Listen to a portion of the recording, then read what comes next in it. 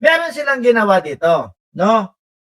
Nung panahon nang nagwewelga, nagrarally, yung mga DDS, yung mga Iglesia ni Cristo, mga kababayan, ang sabi-sabi, eto daw kung si Saldico ay nasa vicinity ng Japan lang daw. Kumbaga medyo lumapit ng ng lokasyon. Bakit? Siguro akala nila i-announce na si Sara Duterte bilang presidente ng Pilipinas. Kung maalala nyo di ba? Ang sabi nga naku, nakabarong na si Sara Duterte at nagre-ready na para doon sa kanyang inauguration dahil nga ang pakay nung rally ng INC na yon ay pababain si Pangulong Bongbong Marcos. So, naknanto ko, magagalit pa kayo sa akin. Samantalang halatang-halata, tignan nyo nga yung mga panauhin nyo dyan kung ano-ano mga pinagsasasabi. Lalo na po, si Senator Amy Marcos. Di ba? Alam namin yun. Kaya nga, di ba, nakabarong pa. Di ba? Ready na. Ngayon, si Saldico, kaya ho yan, ang sinasabi dyan, doon sa kanyang mga pahayag na wala po akong ninakaw ni isang kusing kahit piso, no? Kasi nga ho, baka napangakuan nung mga susunod na ang akala nila ay uupo na sila. Huwag ka nga amin kahit ano Ituro mo si Bongbong Marcos, ituro mo si Martin Romualdez huwag ka nga amin na meron kang nakuha. Bakit? Kasi pagka ikaw umamin na may nakuha ka, ipapakulong ka din ng mamamayang Pilipino. Di ba, Chi? Ng Cereza Force? Kaya ho tayo, mga kababayan, kahit hindi ho naniniwala, natatawa na lang tayo doon sa sinasabi ni Saldico na wala po akong nakuha ni isang kusing. Ikaw pa, driver? Sasama-sama ka dyan sa mga ganyang galawan, gawain, tapos wala kang nakuha? Ano yun? Lokohan ho. Di po ba? Ngayon, eto. Si Ping Lacson. Alam kung nasaan si Saldico. At mukhang malapit na ho nilang matunton, mga bossing. Natunto na raw ni Senador Ping Lacson. Mali pala ako. Sabi ko pa, mukhang malapit na nilang matunton. Natunton na pala. No? Ulit, natunton na Raw ni Senador Ping Lacson ang kinaroroonan ni resigned ako Bicol Party List Representative Saldico. At marami raw paraan para mapauwi sa bansa ang dating kongresista.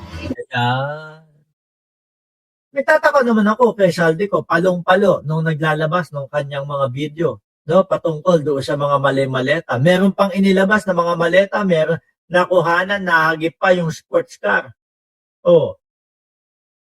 Pero pwede namang ilabas ng isang video lang. Yung isang video, tas tuloy-tuloy na. Ang ginawa pa, pinutol-putol pa ho, mga kababayan. Gagawin pang teleserye. Kaso, naboring ho ang tao. Naboring ang tao. Bakit mga kababayan? Wala namang wala namang kalatoy-latoy Huli pa nga Di ba? Yung sabi, yung iba tingnan mo. Namili pa yata sa SM nung mga nung mga mali-maleta. Meron pang nakasale yung isa.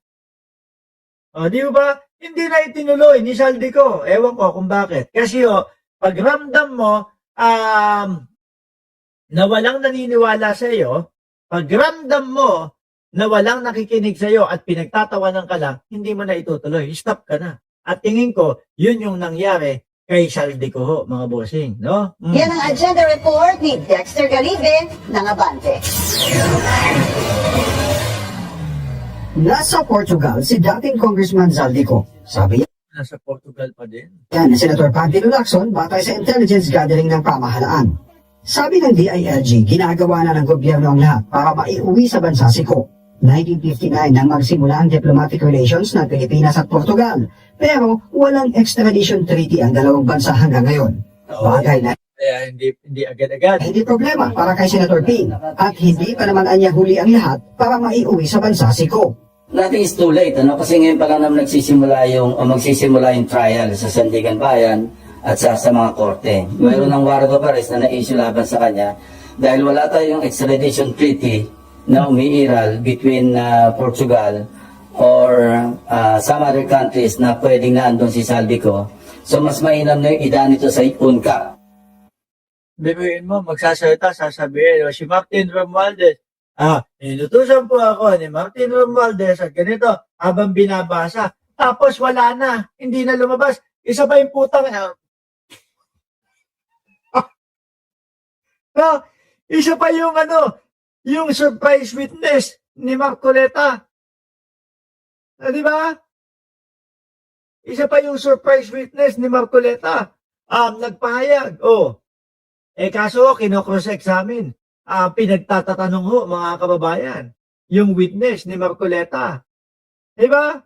Bad trip si Marcoleta. Hindi ko po alam na siya yung tatagtarin ng ng mga tanong. Siyempre, natural, i-cross-examine Ayun, hindi na bumalik. Diba?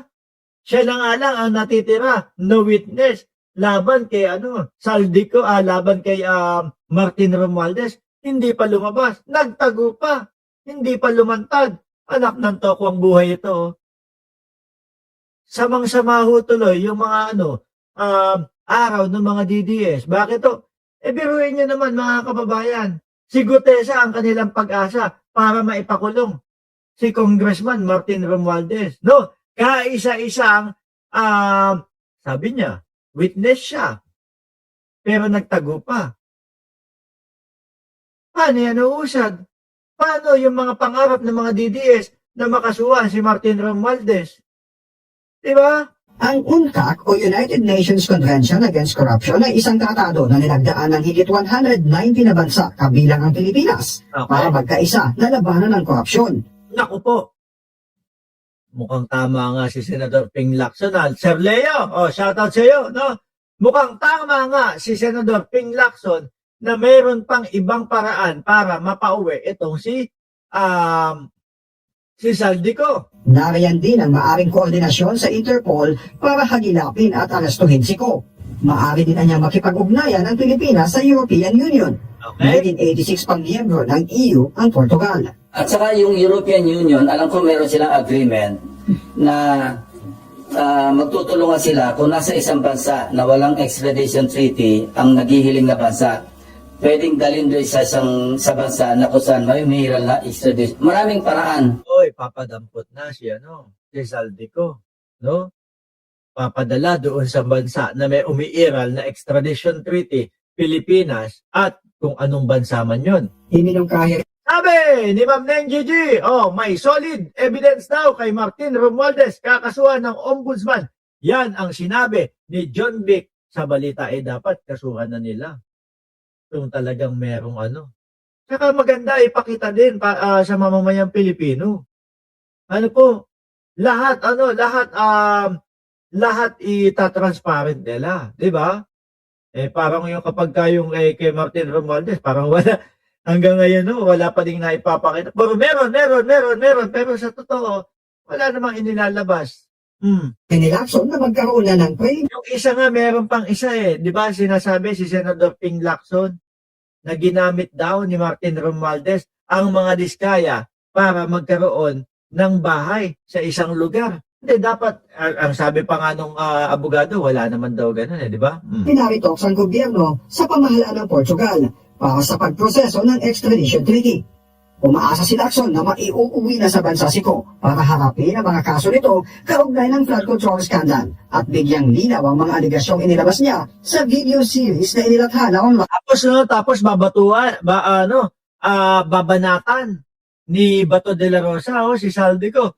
Kung hindi ka guilty, huwag kang magtago, umuwi ka ng Pilipinas. 'Di ba ganyan? Kung hindi ka guilty, huwag kang magtago, umuwi ka ng Pilipinas.